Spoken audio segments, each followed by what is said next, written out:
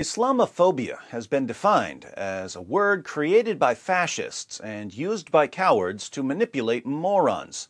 We normally hear the word Islamophobia when we object to Islam's call for the violent subjugation of the entire world, or to Muhammad having sex with a prepubescent girl, or to the Quran allowing Muslims to beat their wives into submission, as if there's something wrong with us for having an objection to slaughtering unbelievers in the name of Allah, or raping little girls, or beating women. But one Muslim recently posted an honest comment about Islamophobia. Mansour wrote, "Many Muslims just don't want to accept that they themselves are Islamophobes. The definition only works for them, as they are afraid of true Islam while claiming to believe in it.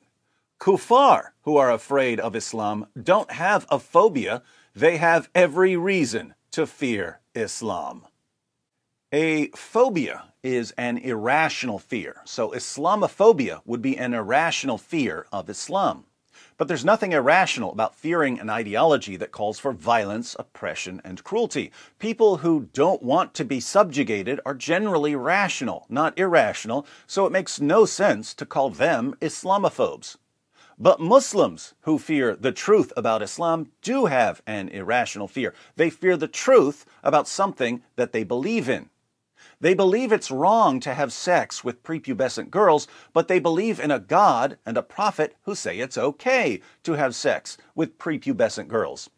They believe it's wrong to rape female captives, but they believe in a God and a prophet who say it's okay to rape female captives. They believe it's wrong to execute someone for changing religions, but they believe in a God and a prophet who order them to execute people for changing religions.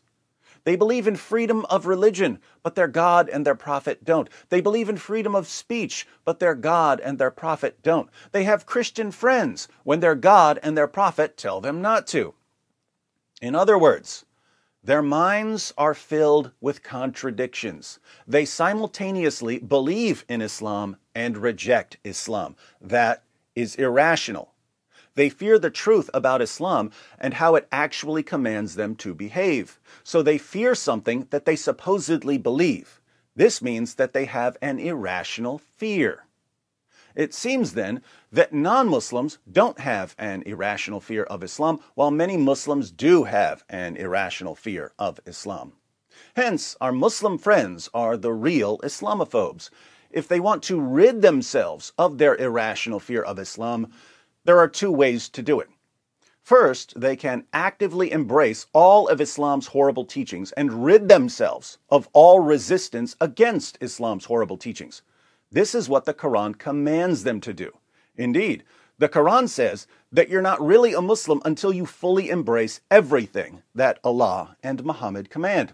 Allah declares in Surah 33, verse 36, "It is not for a believer, man or woman, when Allah and His Messenger have decreed a matter, that they should have any option in their decision. And whoever disobeys Allah and His Messenger, he has indeed strayed in a plain error." And in Surah 4, verse 65, we read, "But know, by your Lord, they can have no faith until they make you, O Muhammad, judge in all disputes between them, and find in themselves no resistance against your decisions, and accept them with full submission." So, one way to escape Islamophobia is the Islamic way, believing and doing everything Allah and Muhammad command. The second way a Muslim can escape Islamophobia is by abandoning Islam and becoming an apostate. Apostates may still fear Islam, but it's not an irrational fear, since Muhammad ordered his true followers to execute anyone who leaves Islam. As for those of us who are non-Muslims, and especially ex-Muslims, the best thing we can do to combat Islamophobia is to lead more of our Muslim friends out of Islam. If we lead enough Muslims out of Islam, we can end the plague of Islamophobia. Time for an exodus.